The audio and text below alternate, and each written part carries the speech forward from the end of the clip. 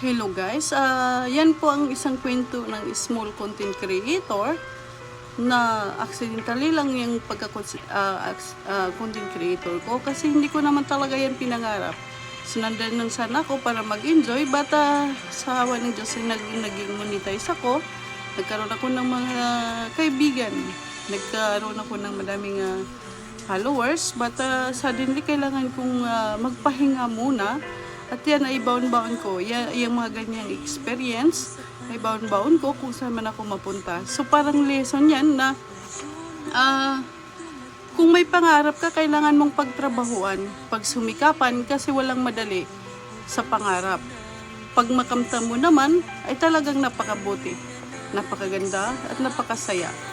So yun lang at sana ma-enjoy ninyo yung journey ko being a small content creator ng Reels.